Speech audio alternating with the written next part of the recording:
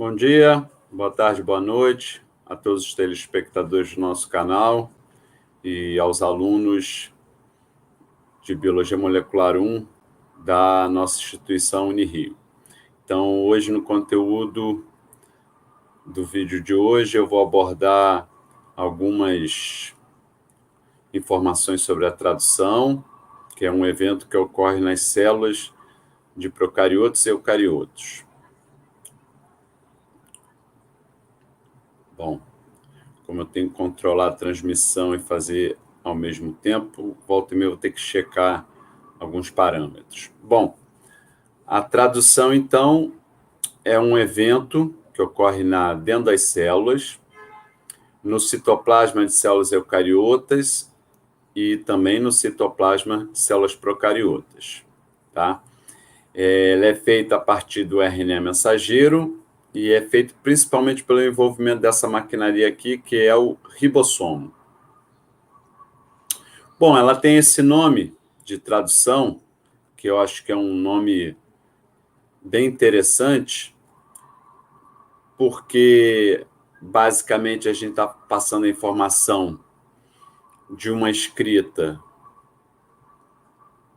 né, de uma molécula que é que é uma cadeia polinucleotídica, e a gente está passando isso para uma informação agora baseada numa cadeia polipeptídica, né, feita de aminoácidos. Quanto antes era uma informação escrita composta nucleotídica, a gente tem 4 opções, agora a gente escreve essa informação numa cadeia polimérica também, né? Só que constituída de subunidades de aminoácidos, são 20 opções. Então, devido à mudança da onde essa informação estava armazenada, que era na forma de ácido nucleico, e passar para uma forma que são as proteínas, esse mecanismo é chamado de tradução. Bom, maquinaria básica envolvida são os RNAs mensageiros, os tRNAs, a enzima aminoacil-tRNA-acetatase e os ribossomos. E várias outras proteínas que a gente vai ver nas etapas de início, alongamento e término da tradução. Bom, RNA mensageiro. Então, RNA mensageiro é o nome do RNA que é transcrito a partir de um gene, né, do DNA, e esse RNA ele vai ser usado na tradução para codificar uma proteína, tá? Então, o nome dessa molécula de RNA que é usada durante a tradução para servir como molde para síntese proteica, o nome dessa molécula é o RNA mensageiro. Então, qualquer gene que codifique, que seja transcrito no RNA, e esse RNA sirva como molde para a síntese de uma proteína, é chamado de RNA mensageiro, tá? Bom, que eu gostaria de destacar aqui nessa figura? Eu gostaria aqui de destacar que o RNA mensageiro, ele possui uma porção que a gente chama de ORF, que do inglês Open Read Frame. Em português, a gente poderia traduzir como fase aberta de leitura, essa é uma tradução bem literal mesmo, ou poderia traduzir como a região do RNA que codifica para a proteína. Por isso que, às vezes, a gente não traduz muito isso. E essa ORF, ela é lida na hora da tradução a cada 3 nucleotídeos que não são sobrepostos. Então, nesse exemplo aqui dessa sequência, começando o primeiro nucleotídeo, a gente tem um códon, ou seja, os primeiros 3 nucleotídeos vão codificar para um aminoácido. Então, a gente vai lendo isso a cada 3, e esses 3 nucleotídeos não são sobrepostos, tá? Então, para cada RNA, no sentido 5 linha, 3 linha, a gente tem a opção da ORF1, que começa no primeiro nucleotídeo, da ORF2, que começa no segundo nucleotídeo, e da ORF3, que começa no terceiro nucleotídeo. Por que eu estou querendo chamar atenção para isso? Porque dependendo de onde começa, essa janela de 3 nucleotídeos vai variar e logo os possíveis aminoácidos vão variar, tá? Geralmente, esse códon aqui, A ou G, é o códon de iniciação.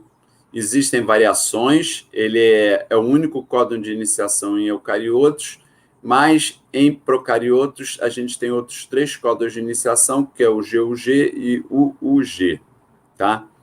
E os códons de terminação, a gente tem algumas variações, tanto em eucariotos como procariotos, que podem ser o UGA, o AG ou o AA. Então, a gente tem 3 possíveis códons de terminação em eucariotos e procariotos, um códon de início em eucariotos e 3 códons de início em procariotos, bactérias.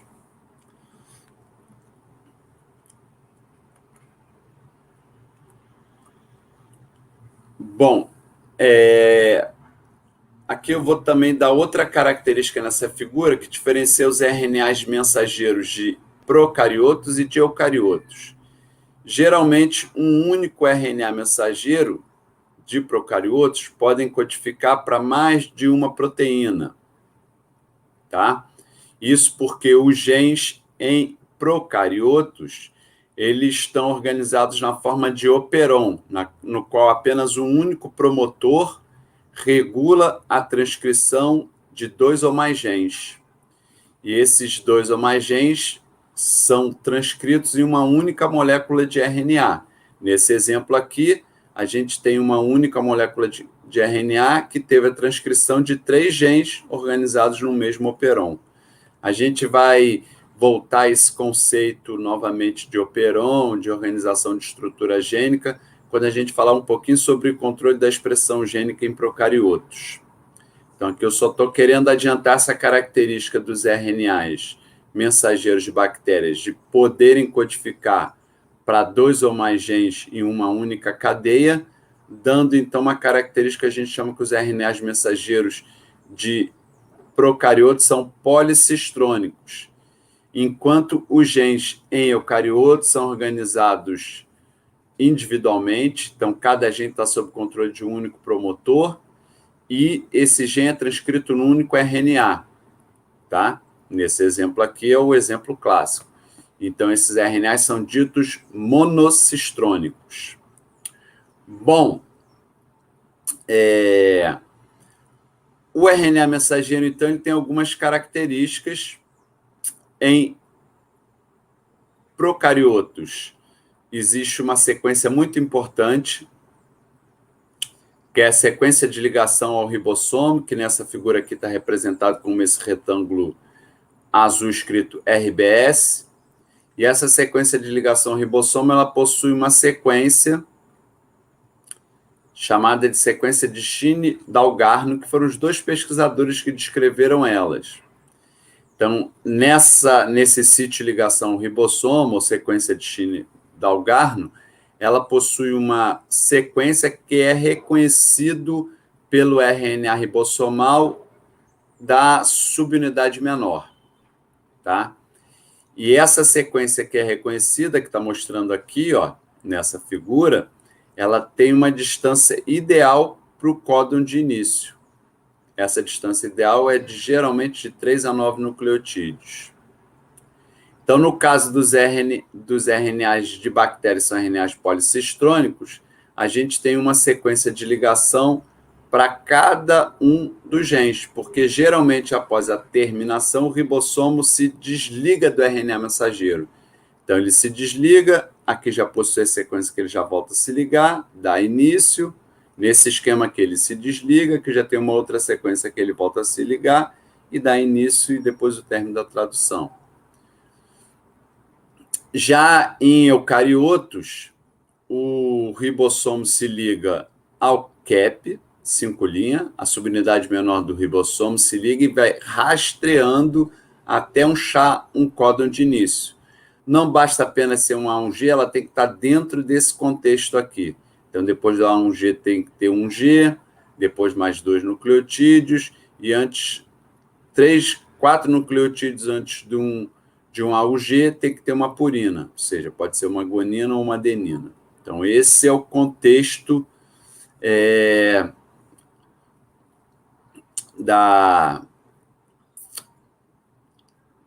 de como os códons de início estão em RNAs de eucariotos. Então, essa sequência é a sequência de Kozak, né? Essa sequência aqui. E, como eu falei, é um rastreamento que ocorre. A gente vai ver isso com mais detalhes, tá?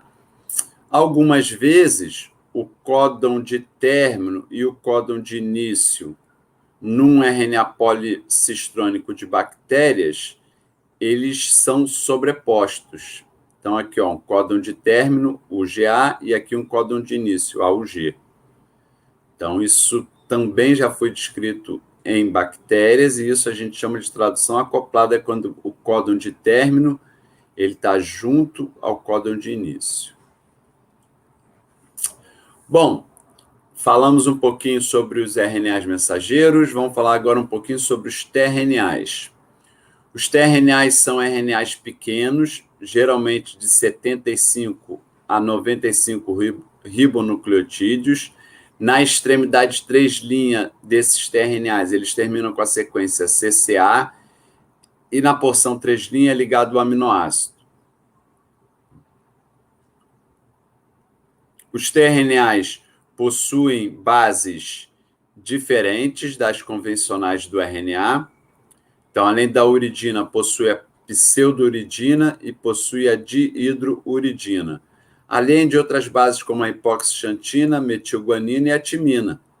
Então, a gente falava que timina só tem na molécula de DNA, que não tem na molécula de RNA. O tRNA é uma exceção a essa regra, tá? E a função para essas bases diferentes, que elas otimizam a função do tRNA. Bom, vamos ver aqui com alguns detalhes um pouco sobre a estrutura do tRNA e depois com alguns detalhes quais seriam essas funções. Então, o tRNA, apesar de ser constituído de uma única cadeia polinucleotídica, ele possui uma estrutura secundária devido à formação de regiões dupla fita através do pareamento de bases. A gente tem, então, uma porção chamada de braço aceptor, onde tem o início e o final do tRNA e logo a ligação do aminoácido na extremidade 3'. A gente tem a alça D, onde tem uma maior frequência das dihidrouridinas. A gente tem a alça da pseudouridina, onde a gente tem a presença de timina, pseudouridina, citosina e guanina, nesse contexto aqui da alça. A gente tem uma alça variável, que ela tem esse nome justamente porque pode variar de 3 a 21 a base, e a gente tem a alça do anticódon, onde a gente tem um anticódon complementar aos códons do RNA mensageiro. Depois veremos com mais detalhe quando a gente falar da tradução propriamente dita. O tRNA ele tem essa estrutura na forma de um L, tá? Então tem essas dobraduras aqui, né, no qual, por exemplo, a alça D vem para cá, a alça variável fica aqui, a alça do anticódon está aqui, né? Aqui é o braço aceptor, então essa molécula se dobra e essa aqui é a estrutura mais próximo de um esquema tridimensional da própria molécula de tRNA. E isso é possível através de pareamentos de bases não convencional, ou seja, não é aquele pareamento descrito por Watson e Crick, de A pareia com uridina e guanina pareia com citosina. Também a gente tem interações da base com o esqueleto de açúcar e aquelas interações do tipo empilhamento de bases. Todas essas interações favorecem a formação dessa estrutura tridimensional. Bom, uma enzima bem importante durante a tradução são as aminoacil-tRNA sintetases. O que as aminoacil-tRNA sintetases fazem? Elas reconhecem o tRNA e ligam o aminoácido correspondente ao seu anticódon. Então, isso ocorre em 2 etapas. A primeira etapa, ela faz uma adenilação do aminoácido. Então, ela pega o aminoácido, liga numa molécula de ATP, tá? Então, ela liga a porção carbox terminal do aminoácido ao fosfato alfa do ATP, quebrando essa molécula de ATP, né? Então, daí que ela obtém energia, liberando o fosfato beta e gama na forma de pirofosfato e tendo o aminoácido adenilado.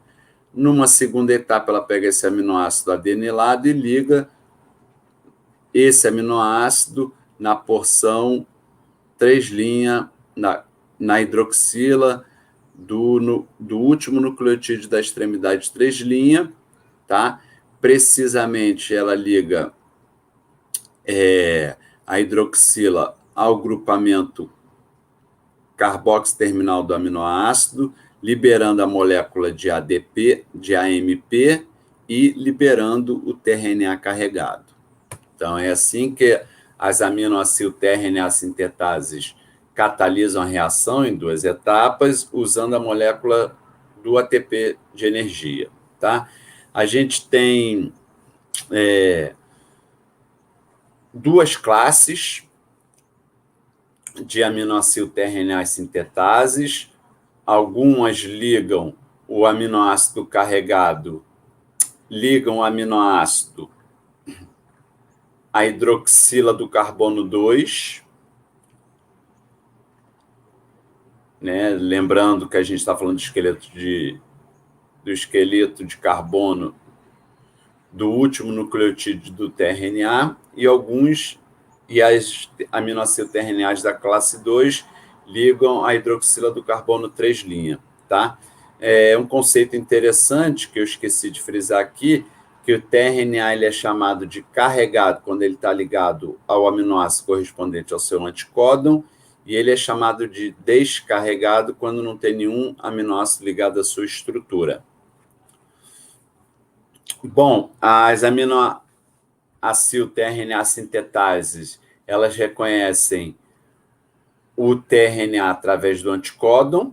Então, existe uma aminoacil-tRNA sintetase para cada tipo de aminoácido. Então, elas reconhecem alguns tRNAs diferentes e alguns aminoácidos diferentes. Existem também aminoacil-tRNA sintetases em bactérias que, por exemplo, ao tRNA da glutamina, ela pode ora ligar o diglutamato, ora pode ligar o diglutamina. E quando isso acontece, existe depois a conversão do glutamato em glutamina. Mas a aminoacil-tRNA sintetase, ela pode ligar, às vezes, 2 aminoácidos diferentes ao mesmo tRNA. Então, ela basicamente ela interage com a porção do anticódon, com a alça do anticódon e com a alça aceptor, principalmente interagindo também com essa parte aqui da base discriminatória. Então, aqui a gente pode ver o tRNA, aqui está a estrutura da aminoacil-tRNA sintetase, frisando quais são as principais regiões que ela interage. Bom, essa enzima é uma enzima que pode cometer um erro, se a gente pensar no processo de replicação, que é o processo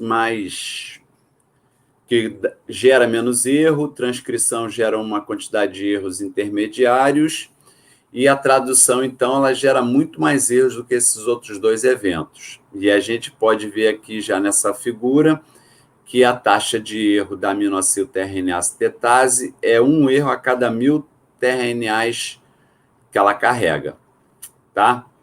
Então, ela é capaz, mas mesmo ela fazendo esses erros, ela consegue ter uma precisão tão grande porque ela consegue diferenciar a estrutura dos aminoácidos, e às vezes são estruturas bem sutis ou pequenas. Por exemplo, uma tirosina e uma fenilalanina, só tem uma hidroxila de diferença. Isoleucina de valina, só tem um grupamento metil de diferença. E essa diferença o sulco da enzima consegue reconhecer. Então, aqui onde ela vai ligar o aminoácido, aqui tem um sítio catalítico, né? E ela consegue reconhecer esses aminoácidos diferentes. Porém, caso a aminoácido tRNA acetatase carregue com aminoácido diferente, o ribossomo não é capaz de distinguir tRNAs carregados corretamente ou incorretamente, tá? E isso foi feito, né? E esse conhecimento foi descrito basicamente fazendo mutações no anticódon do tRNA, no qual checava que depois o ribossomo não tinha capacidade de distinguir se estava carregado corretamente ou não, quando mudavam o códon, ou através de reações bioquímicas, né, no qual se mudava a estrutura do aminoácido ligado ao tRNA. Então, usando essas duas metodologias, chegou à conclusão que, uma vez o tRNA carregado incorretamente, o ribossomo não vai distinguir. Bom, o ribossomo. O ribossomo ele é composto por 3 moléculas de RNA e por até 50 proteínas diferentes. Eu não vou... Não faz parte da nossa proposta passar o nome dessas proteínas que compõem o ribossomo, tá? A tradução é um evento bem mais lento do que, por exemplo, a replicação. Enquanto a replicação ocorre de 200 a 1.000 nucleotídeos por segundo, a tradução é um evento que, dependendo do organismo que a gente está falando, se é uma célula procariota ou uma célula eucariota, a velocidade é de 2 a 20 aminoácidos por segundo. Então, é um processo bem mais lento comparado à replicação. Bom, quando eu falei de 2 a 20, é porque existe uma grande diferença entre a velocidade da tradução entre procariotos e eucariotos. Em bactérias, procariotos, a transcrição e a tradução são eventos acoplados. Ambos ocorrem no citoplasma e ambos ocorrem simultaneamente. Dessa forma, a tradução de bactérias ela é um evento bem mais rápido do que a tradução de eucariotos, para ela tentar acompanhar a velocidade de transcrição. Enquanto a transcrição em bactérias ela tem algo em torno de 50 a 100 bases por segundo, a tradução sendo de 20 aminoácidos por segundo, se você pensar que um aminoácido corresponde a 3 nucleotídeos, você vai ter quase uma velocidade parecida. Enquanto aqui está de 50 a 100, a velocidade da tradução seria de 60 bases por segundo. Então, estaria num processo de velocidades compatíveis. Já em eucariotos, a transcrição ocorre no núcleo, a tradução ocorre no citoplasma, então são eventos separados tanto espacialmente como temporalmente. Primeiro ocorre a transcrição, acabou a transcrição, depois começa a tradução. E isso levou a tradução de eucariotos a ser um evento bem mais lento quando a gente compara ao evento de procariotos, geralmente de 2 a 4 aminoácidos por segundo. Bom, geralmente quando a gente fala do ribossomo, a gente geralmente se refere ao ribossomo através de uma terminologia que é o S. Então, o ribossomo é como se fosse essa estrutura aqui. A gente tem uma porção dele maior, que é a subunidade maior, onde fica o centro da peptidiltransferase, ou seja, que faz as ligações peptídicas, veremos isso com mais detalhe em breve. E tem a subunidade menor, que é o centro de decodificação, onde ocorre reconhecimento códon-anticódon, tá? Então, essas subunidades maior e menor, elas estão juntas durante o evento de tradução, porém separados enquanto não ocorre o início da tradução. E a gente geralmente se refere a elas através de uma técnica, de uma centrifugação, no qual se usa um gradiente, tá? E esse gradiente, então, é capaz de separar o ribossomo inteiro da subunidade maior da subunidade menor. E isso, então, essas massas, elas são dadas por esse coeficiente de sedimentação, que é dado pelo S. Então, aqui o ribossomo inteiro tem 70S, a subunidade maior 50S, a subunidade menor 30S. Vocês veem que a soma não corresponde a ele inteiro, tá? Bom, o ribossomo em eucariotos e procariotos, eles são diferentes. O ribossomo, esse que eu acabei de falar, o 70S, é o ribossomo de procarioto, que é um pouquinho menor do que o ribossomo de eucarioto, que é o 80S. Então, a subunidade maior em procariotos é a subunidade que tem o coeficiente de sedimentação 50S, que ela é composta pelo RNA ribossomal 5S e o RNA ribossomal 23S, e mais 34 proteínas. A subunidade menor ela é constituída do RNA ribossomal 16S e algo em torno de 21 proteínas. Para vocês terem uma ideia, geralmente metade da massa do ribossomo é de proteína, a outra metade é de RNA. O ribossomo de eucariotos, a subunidade maior é 60S, possui 3 RNA ribossomais, diferentes do de bactéria, o RNA ribossomal 5,8S, o 5S, o 28S, e mais um grupo de proteínas. A subunidade menor possui o RNA ribossomal 18S e mais outro grupo de proteínas. Bom, geralmente a tradução ela tem, então, o que a gente chama de ciclo, né? Tem a ligação da subunidade menor e do tRNA iniciador ao RNA mensageiro. Depois a gente tem a ligação da subunidade maior, a síntese do peptídeo e depois o desligamento da subunidade maior, menor do RNA mensageiro e a liberação do peptídeo. Então, basicamente, esses são os ciclos da tradução. Veremos com mais detalhe cada um dessas etapas. Então, a tradução, independente se ela ocorre em bactérias ou em procariotos, é muito comum ser na forma de um polirribossomo ou polissomo, no qual um mesmo RNA mensageiro pode servir como um molde para a síntese de várias proteínas ao mesmo tempo. Quer dizer, de várias cópias da mesma proteína ao mesmo tempo. Então, a gente pode ter um ribossomo em cada etapa ao longo desse RNA mensageiro, tá? Então, o ribossomo ele interage com aproximadamente 30 nucleotídeos, ocupa algo em torno de 80 nucleotídeos, tá? E aqui, então, a gente falou um pouquinho sobre os 3 principais tipos de RNA que existe numa célula, que é o RNA ribossomal, que é o mais frequente, o mais abundante na célula, corresponde a 80% do RNA total. O RNA transportador, que corresponde a 15% do RNA total. E o RNA mensageiro, que, dependendo de determinada situação da célula, pode variar de 1 a 5%. Bom, o que seria a ligação peptídica, né? A ligação peptídica é a ligação da porção carboxiterminal de um aminoácido à porção N-terminal de outro aminoácido. Então, o primeiro aminoácido da cadeia vai ter sempre a porção amino livre e o último aminoácido da cadeia vai ter sempre a porção carboxil livre, tá?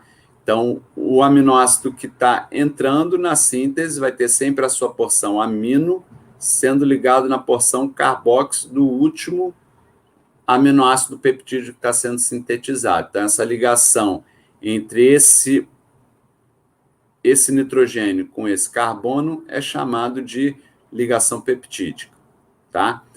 E isso quem realiza é uma ribosima, tá certo? É o RNA, é o centro da peptidiotransferase, a porção que catalisa ele é o RNA ribossomal, ou seja, uma ribosima.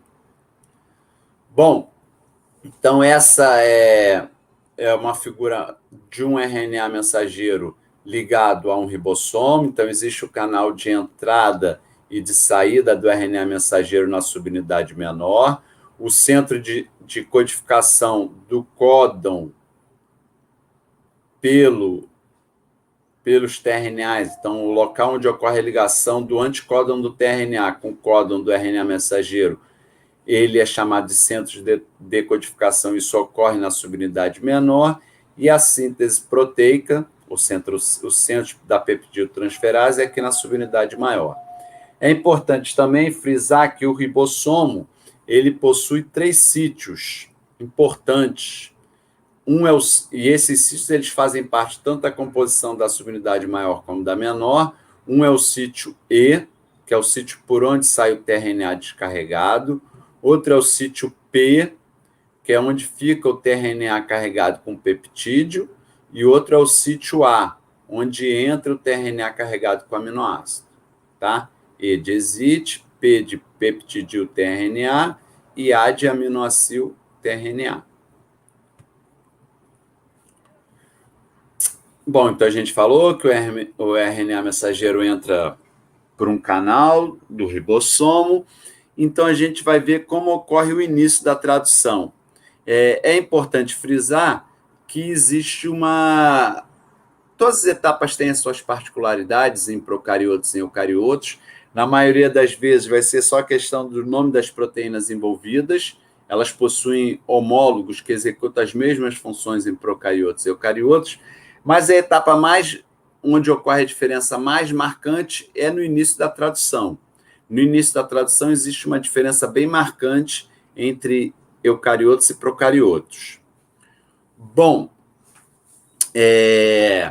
então existe o sítio de ligação ao ribossomo nos RNAs mensageiros de procariotos, que é aquela sequência de Chine e Dalgarno, que é uma sequência que é reconhecida pelo RNA ribossomal 16S da subunidade menor.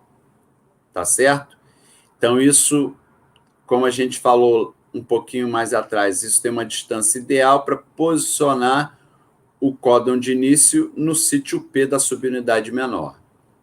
Tá?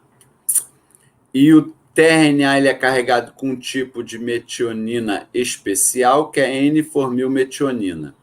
Tá? Existe... Então, vocês podem estar se perguntando, então todo peptídeo em bactérias começa com uma N-formilmetionina? Sim e não. Em algumas situações, a gente tem uma ação de uma desformilase que tira essa mudança, esse N-formil da metionina. Existem casos também de peptidases que cortam os 2 a 3 primeiros aminoácidos. Então, o início sempre é no AUG e sempre com uma N-formilmetionina. Porém, as proteínas maduras nem sempre ainda conservam essa N-formilmetionina. Bom, tanto em bactérias como em eucariotos existem proteínas envolvidas em todas as etapas, no início, no alongamento e no término da tradução. E aqui, então, a gente vai estar falando das proteínas envolvidas no início da tradução, que são os fatores IF1, IF2 e IF3. IF1 e IF2 se ligam ao sítio A, IF3 se liga ao sítio E, e o tRNA iniciador, ligado à N-formilmetionina, ele se liga ao sítio P. Isso a gente está falando da subunidade menor do ribossomo. Então, vamos lá. Como é que isso ocorre, né? Eu falei mais ou menos o nome das proteínas envolvidas. Agora eu vou falar a ordem de ligação mais ou menos dela, né? Então, a gente tem a subunidade maior ligada à menor. Isso pode estar em equilíbrio. Ora, os ribossomos podem estar separados, ora, eles podem estar ligados à subunidade maior e menor.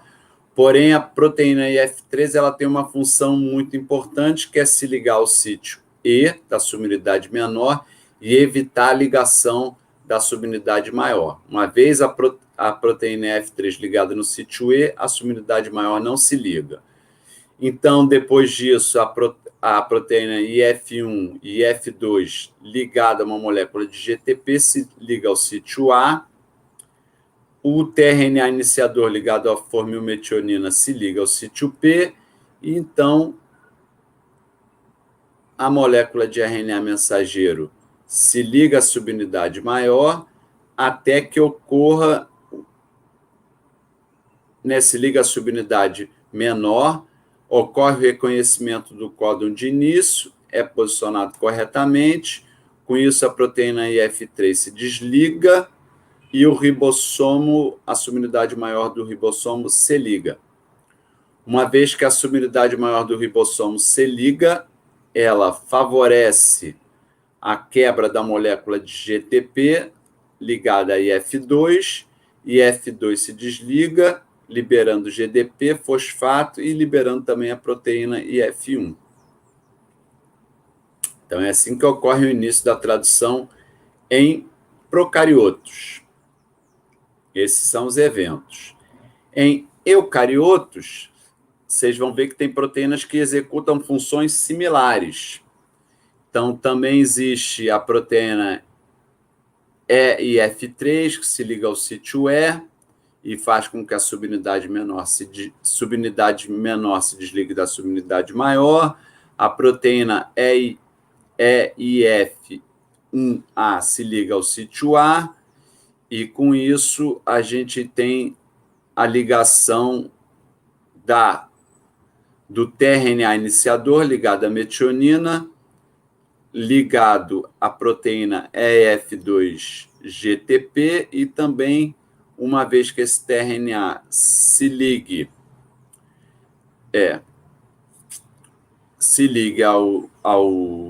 à subunidade menor, a proteína EF5B-GTP também se liga, interagindo com a proteína EF1A. Então, esse é o complexo de pré-iniciação 43S.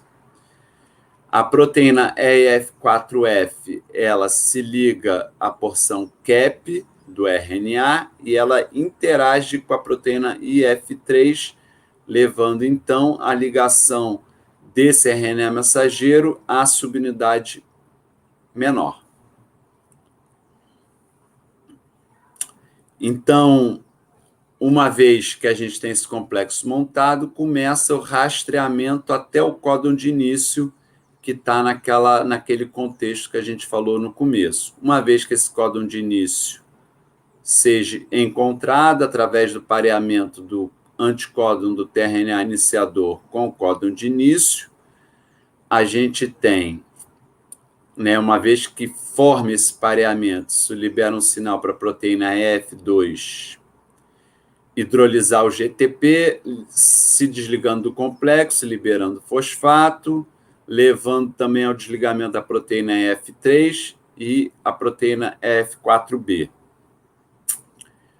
Uma vez que essas proteínas saíram, a subunidade maior se liga. A subunidade maior, então, agora favorece a hidrólise do GTP pela proteína F5B. Então, ela fosforila o GTP em GDP, liberando fosfato, se desligando do complexo, e também a proteína F1A se desligando do complexo. Então, agora a gente já tem o ribossomo montado e o códon de início no sítio P. Então, o mesmo cenário que a gente tinha aqui no final do início da tradução em procariotos. Só um é um mecanismo de rastreamento, e o reconhecimento se dá através do CAP, que é em eucarioto, e o outro se dá através do reconhecimento da sequência Shinne-Dalgarno pela subunidade menor.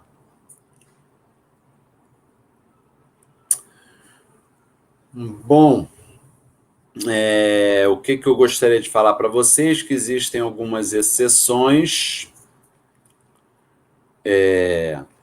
Umas são as UOFs, que são as ORFs que podem, muitas vezes, existirem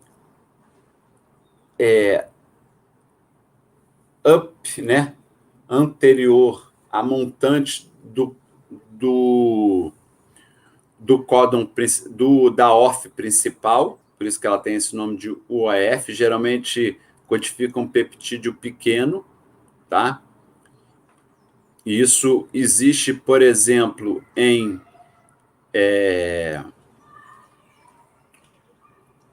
RNAs mensageiros de eucariotos, tá? Existe também o sítio interno de entrada do ribossomo, no qual, na vez, a gente tem um rastreamento à procura do RNA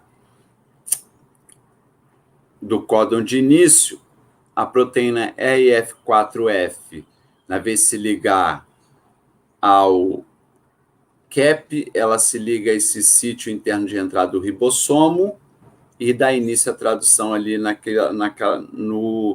na ORF posterior a essa sequência. Isso existe nos RNAs mensageiros da nossa célula, só que é bem raro, ele é muito frequente em RNAs de vírus.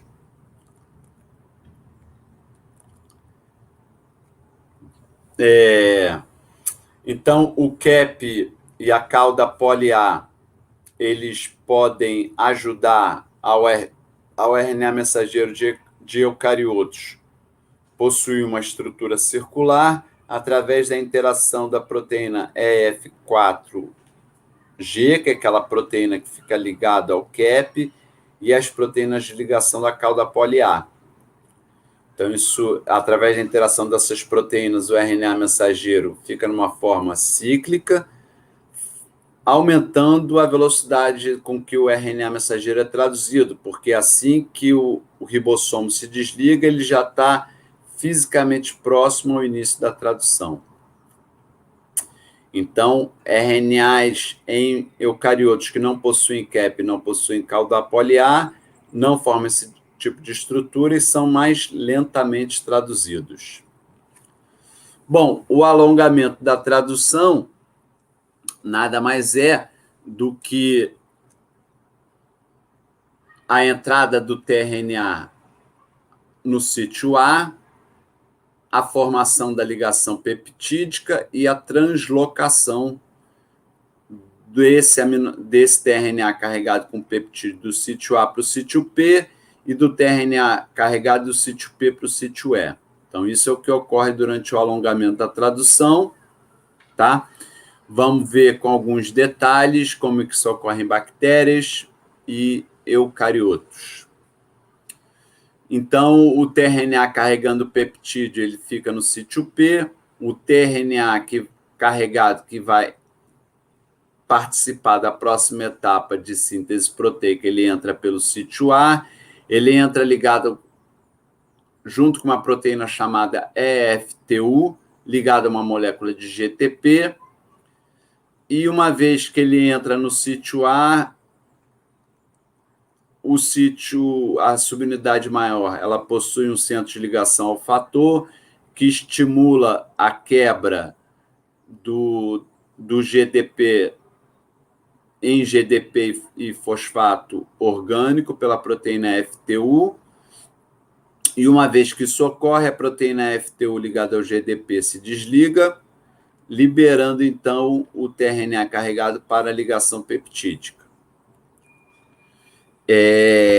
Bom, nessa etapa, então, no centro de decodificação de proteínas, né, do códon, centro de codificação do códon, na subunidade menor, ocorre o pareamento códon-anticódon. Caso esse pareamento não seja correto, o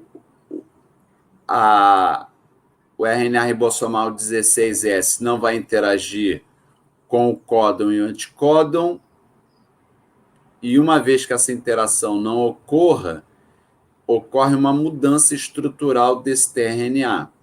Se isso aqui, o reconhecimento códon-anticódon reconhecer, o RNA ribossomal da subunidade menor, o RNA ribossomal 16S, estabiliza essa ligação, posicionando corretamente o FTU ligado ao GTP no centro de ligação ao fator. Quando esse pareamento não é correto, não ocorre a estabilização necessária, não ocorre, então, não ocorrendo a estrutura melhor possível para que a molécula EFTU ligada ao GTP fique localizada no centro de ligação ao fator, não ocorrendo essa hidrólise, não ocorre a liberação, e aí a gente tem a saída do tRNA. Então, a entrada do tRNA carregado no ribossomo é um evento aleatório, assim como a entrada dos nucleotídeos livres na maquinaria de replicação e na maquinaria de transcrição.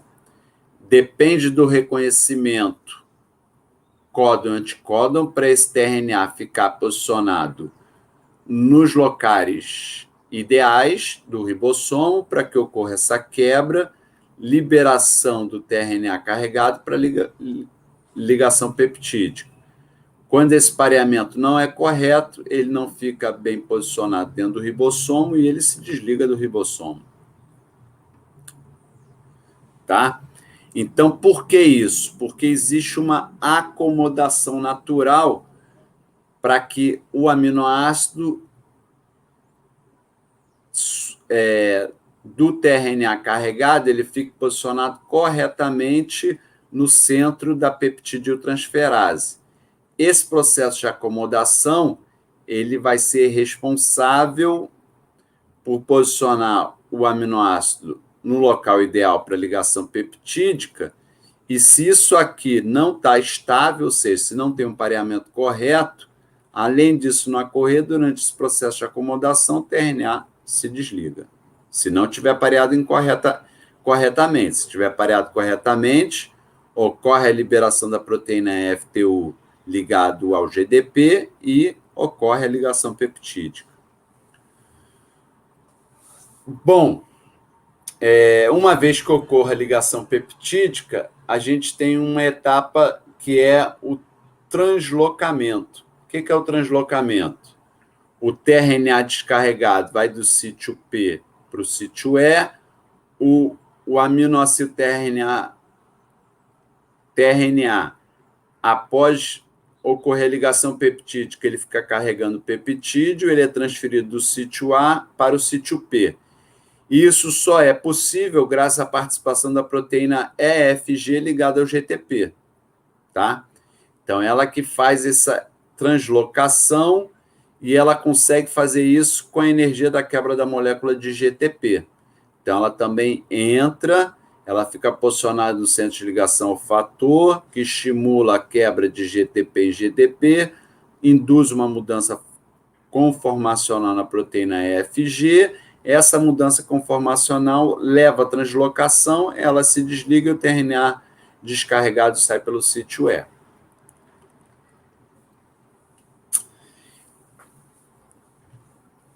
Bom, aqui é só para mostrar a estrutura da proteína FG ligada ao GTP e ao GDP.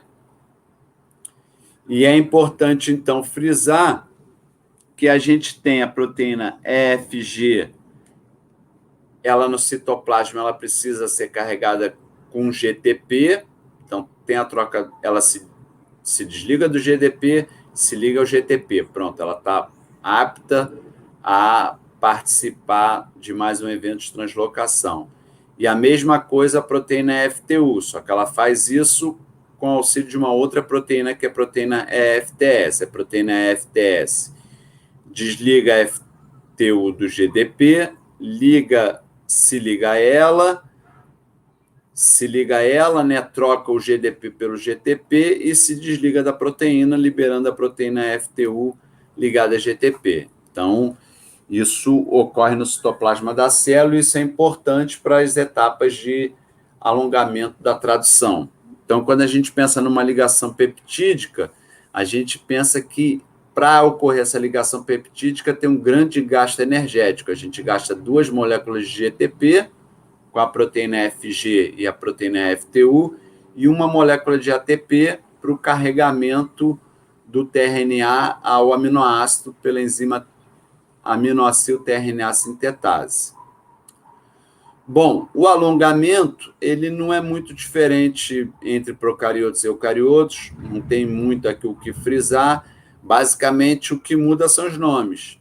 FTU em procariotos é EF1 e EFG se chama EEF2.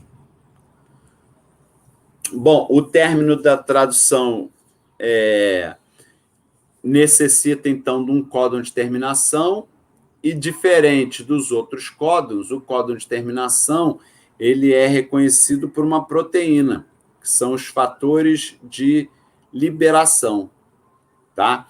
Existem 2 classes. A classe 1 reconhece os códons de terminação e fazem a hidrólise AKD peptídica, e o tRNA do sítio P. Então, em procariotos, existem duas proteínas da classe 1, que é RF1 e RF2. A RF1 reconhece o códon AG e o códon AA, e a RF2 reconhece o códon UGA e o AA. E em eucariotos, o nome da proteína é ERF1, que reconhece os 3 códons de terminação. E as proteínas da classe 2 estimulam a liberação dos fatores da classe 1. Em procariotos chama RF3, em eucariotos chama ERF3. Bom, como é que isso ocorre? A gente vai ver com mais detalhes aqui. Então, elas se ligam ao sítio A da subunidade menor. Então, ela possui uma região dela que reconhece o códon de terminação, que é a porção SPF, e possui uma porção dela que é essa porção GGQ, que é responsável por quebrar a ligação do peptídeo ao peptídeo tRNA. Então, a função dela é reconhecer o códon de terminação, quebrar essa ligação, liberando o peptídeo. Uma vez que isso ocorre, a proteína RF3 ligada a GDP se liga, ela troca o GDP por GTP e a proteína RF1 se desliga. Uma vez que ela troca GDP por GTP, ela fica posicionado no sítio de ligação ao fator, hidrolisa o GTP, se desligando, ligado ao GDP. Pronto, aqui a gente já tem a liberação do peptídeo. E a proteína RRF, ela se liga ao sítio A, a proteína EFG ligada ao GTP, que é aquela responsável por translocação, reconhece a proteína RRF ligada ao sítio A, faz a translocação com a quebra da molécula de GTP e GDP, liberando o ribossomo e liberando o RNA mensageiro. Então, é assim que ocorre o término da tradução em procariotos, e em eucariotos, a única diferença são os nomes da proteína, como a gente viu. O mecanismo é esse mesmo mecanismo. Tá? Bom, existem vários antibióticos, e alguns desses antibióticos, a atuação deles, como a gente pode ver nessa tabela, elas atuam em alguma etapa da tradução. Então, tem alguns antibióticos que são específicos para células procariotas e outros específicos para células eucariotas e outros que atuam tanto em células de procarioto como de eucarioto. Bom, vou dar um exemplo aqui, mas basicamente está dizendo aqui nessa tabela, ou nesse quadro, na primeira coluna, o nome do antibiótico, na segunda coluna, qual a célula-alvo, na terceira coluna, qual é o alvo molecular e a consequência. Então, vou pegar aqui um exemplo, que é a puromicina. O que a puromicina faz? Ela simula um aminoácido carregado, um tRNA carregado com aminoácido. Então, o alvo principal dela é o centro da peptidiltransferase, na subunidade ribossômica maior. Tá?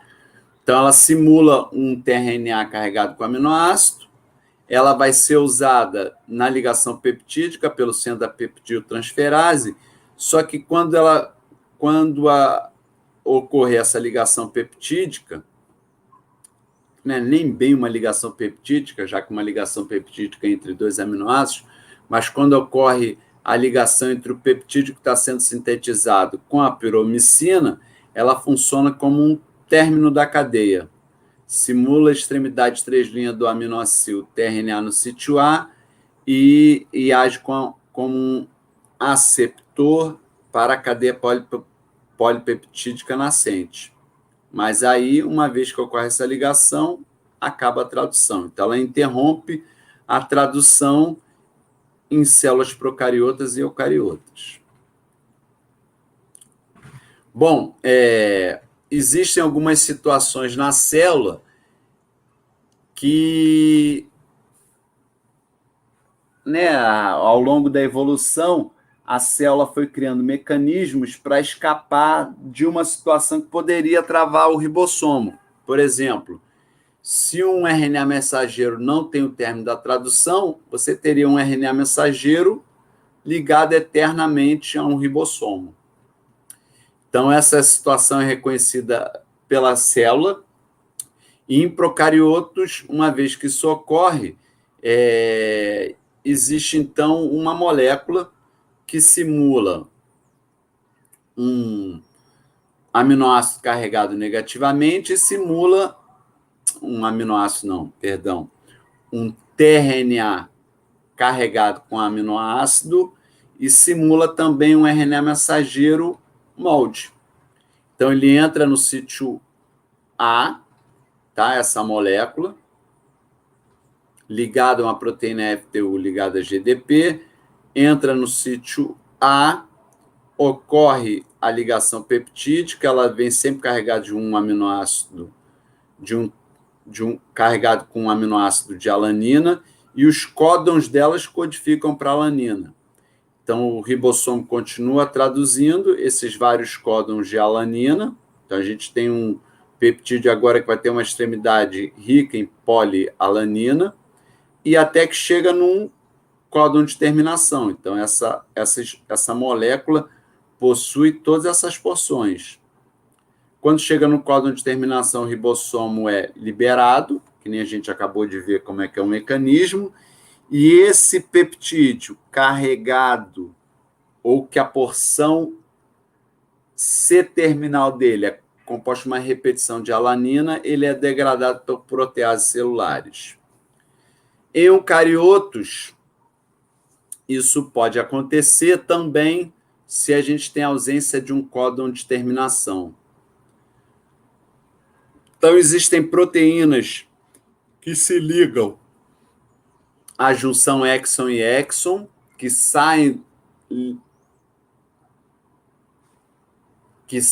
do núcleo ligado ao RNA mensageiro nessa porção, nessa junção exon e exon, e elas, então, elas liberam sinais para a maquinaria da célula, no qual essa situação pode ser reconhecida. Então, geralmente, o esperado é que antes do último códon, antes da última junção exon e exon, a gente tem um códon de terminação. Tá? Não, peraí, rapidinho.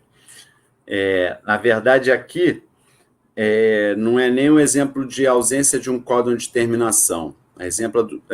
O exemplo do códon de ausência do códon de terminação é o próximo slide. Isso aqui é um códon de terminação prematuro. Então, geralmente, o que a gente espera? Que o códon de terminação ele fica após a última junção iniciador, após uma junção exon e exon. Só que quando esse códon de terminação ele está antes da última proteína ou de alguma proteína UPF que se liga a essas junções dos exons, ela dispara um sinal que leva ao recrutamento de uma enzima que remove o CAP. Então, isso ocorre quando a gente tem um códon de terminação prematuro.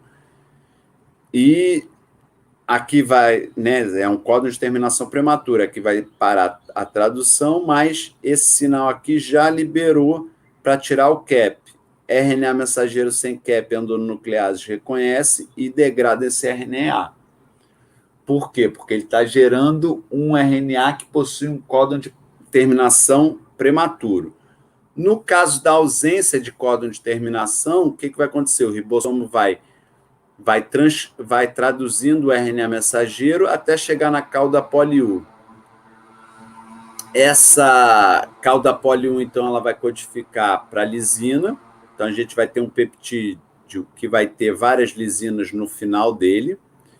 Essa essa estrutura, então, do ribossomo preso aqui na cauda poli-U, ele é reconhecido por uma proteína chamada SKI7, que é ligada ao um exossomo.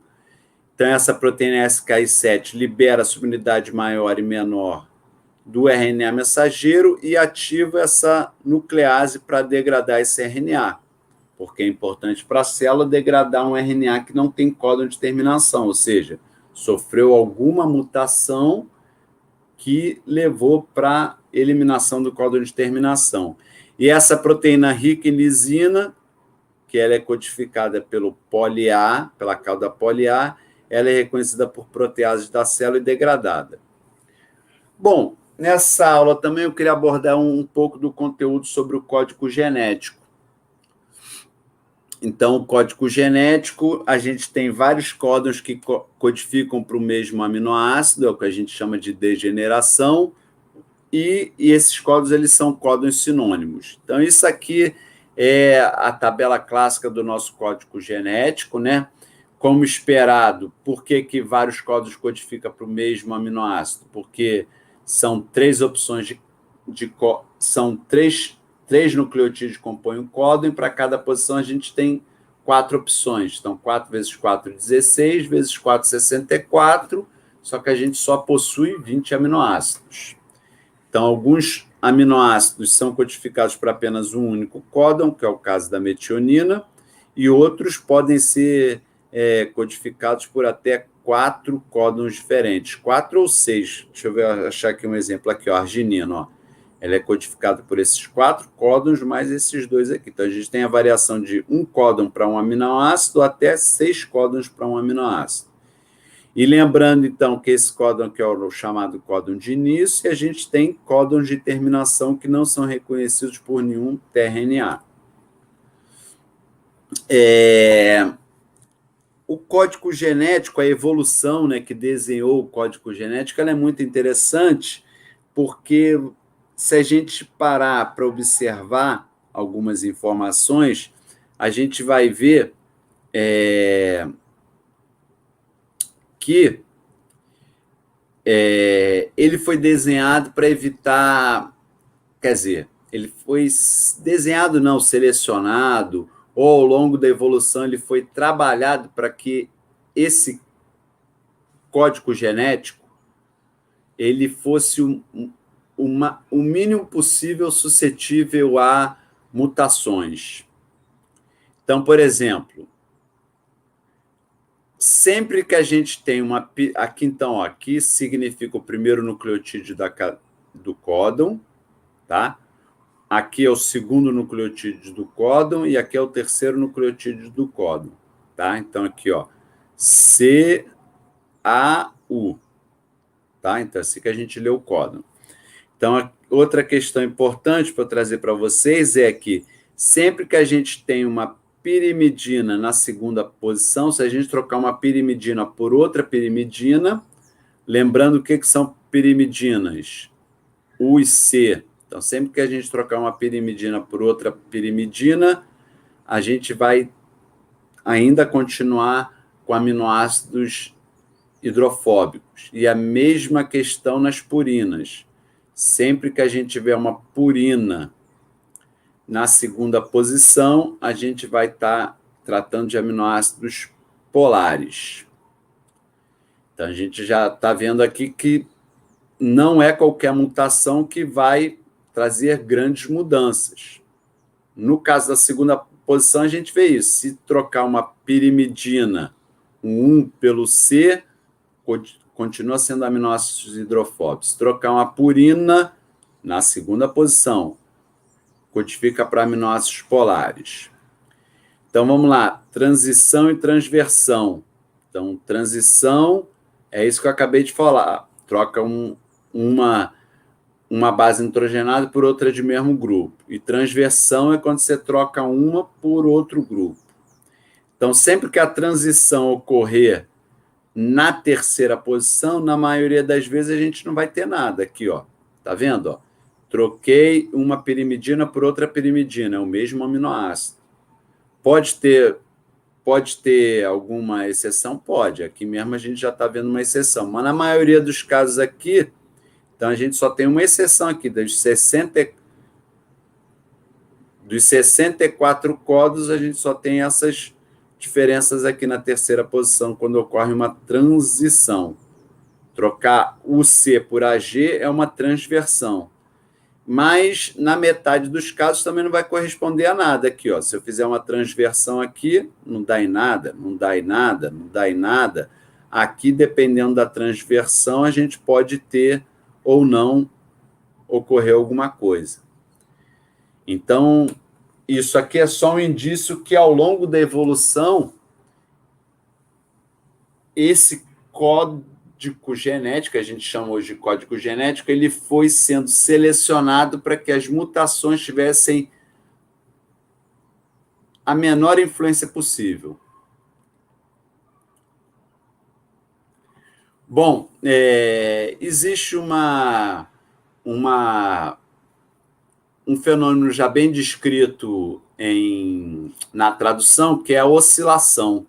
A oscilação é um pareamento incorreto, ou um pareamento não convencional, ou um pareamento... o pareamento incorreto não é o termo melhor, não. É um pareamento não convencional, é um pareamento do tipo não Watson e Crick, entre a primeira base do anticódon com a... Não, é o contrário. Aqui, isso. Entre a... esse está falando certinho. Entre a primeira base do anticódon com a última base do códon. Então, existe esse pareamento não convencional. Por exemplo, onde um G, que a gente esperaria que pareasse com C, pode parear com uma uracila. Onde um U, que a gente esperaria que só pareasse com A, vai parear com uma guanina. E uma base diferente, chamada de inosina, ela pode parear com A, U ou G. Então, isso é um fenômeno chamado de oscilação, que sempre ocorre entre a primeira base do anticódon com a última base do códon. Tá? E isso só é possível porque a primeira base do códon ela forma uma interação menor que as outras bases. Bom,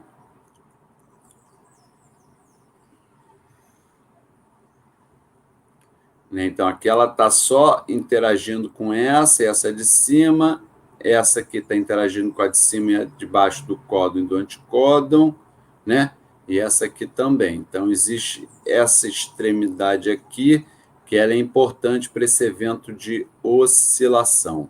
A primeira base do códon, ela não vai estar interagindo com ninguém, só com a de cima. A segunda vai estar interagindo com a primeira e com a terceira, e a terceira com a segunda e com a próxima, que ainda está aqui. Já a primeira, do anticódon, ela não tem ninguém para ela interagir, porque existe essa dobradura, essa alça. Então, ela faz menos interações, o que permite esse evento da oscilação. Tá? Bom, o códon ele foi decifrado e uma estratégia que usaram bem interessante era fazer uma cadeia de um único nucleotídeo e viam qual era o aminoácido correspondente. Então, já sabiam. Quando é só poli-A, é tal aminoácido. E assim eles foram fazendo várias opções até que foi descobrindo todos os códons. Eu dei o exemplo mais simples, que é esse. Então, 3A, a gente vai ver aqui, ó, A. A A codifica para a lisina. Então, assim, eles já descobriram da lisina, depois descobriram da uracila, e assim eles foram descobrindo dos outros códons. Bom, esse código que eu apresentei para vocês é o chamado código universal, mas a gente tem algumas variações, tá? E algumas variações que eu quero mostrar para vocês aqui na mitocôndria de alguns mamíferos, onde o códon UGA ele passa a codificar para triptofano, o códon AUA também passa a codificar para metilanina, vira um códon de início, tá? E a gente tem outros 2 códons de terminação não convencionais. Então, isso ocorre na mitocôndria de mamíferos e em alguns procariotos. Então, a gente diz que tem um código universal, mas a gente já sabe que tem exceções. Como tudo, basicamente, em biologia, vocês vão ter uma regra geral e depois, em algum momento, vocês vão aprender uma exceção.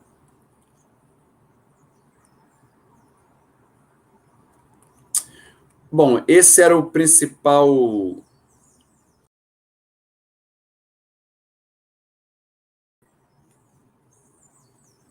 Esse era o principal conteúdo que eu queria passar para vocês hoje sobre tradução, tá?